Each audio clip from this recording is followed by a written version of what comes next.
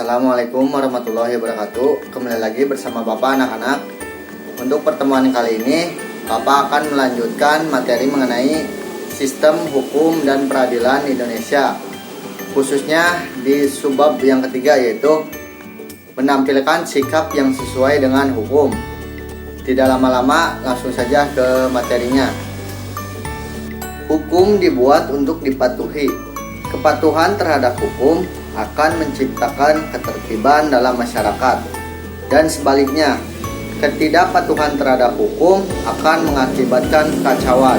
Ketaatan atau kepatuhan terhadap hukum yang berlaku merupakan konsep nyata dalam diri seseorang.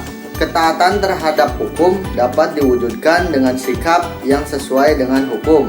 Tingkat kepatuhan terhadap hukum secara langsung menunjukkan kesadaran hukum. Sikap yang sesuai dengan ketentuan hukum adalah sikap menaati semua hukum dan norma yang berlaku. Contoh sikap yang sesuai dengan ketentuan hukum ditunjukkan dalam hal-hal sebagai berikut. Yang pertama, di lingkungan keluarga. Contohnya seperti mematuhi nasihat orang tua, melaksanakan tugas sesuai dengan kesepakatan keluarga, dan membersihkan rumah sesuai jadwal yang telah ditetapkan.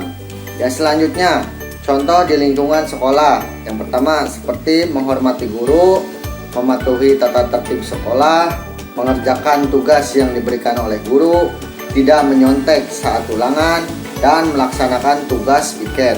Contoh di lingkungan masyarakat seperti ikut melaksanakan ronda malam.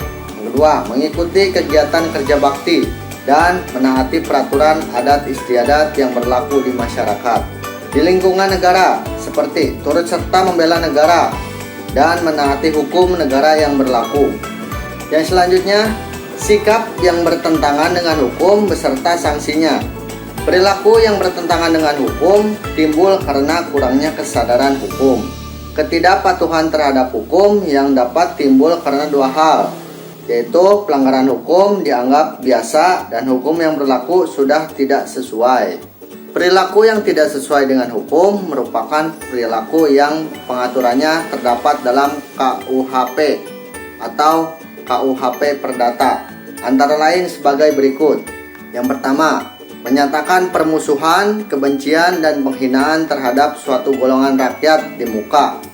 Yang kedua, mengetahui permufakatan jahat tapi tidak mencegah atau melapor, yaitu dalam pasal 164. Yang ketiga, melanggar kesusilaan dalam pasal 281 KUHP. Menurut pasal 10 Kitab Undang-Undang Hukum Pidana KUHP, jenis hukuman atau pidana yang dijatuhkan untuk perilaku melanggar hukum adalah sebagai berikut. Jenis hukuman pidana itu dibagi menjadi dua, ada pidana pokok dan pidana tambahan. Hukuman pidana itu dibagi menjadi dua jenis, ada pidana pokok dan pidana tambahan. Pidana pokok dibagi menjadi beberapa jenis juga. Yang pertama, ada pidana mati, pidana penjara, pidana kurungan, pidana denda, dan pidana tutupan. Pidana tambahan terdiri dari yang pertama, pencabutan hak-hak tertentu. Yang kedua, perampasan, penyitaan barang-barang tertentu, dan yang ketiga, pengumuman keputusan hakim. Nah, mungkin itu saja pemberian materi Bapak untuk pertemuan kali ini. Apabila kalian tidak paham, kalian bisa hubungi Bapak di akhir video ini. Mohon maaf apabila dalam pemberian materi atau pembuatan video terdapat banyak kesalahan. Wabillahi taufiq wal hidayah. Wassalamualaikum warahmatullahi wabarakatuh.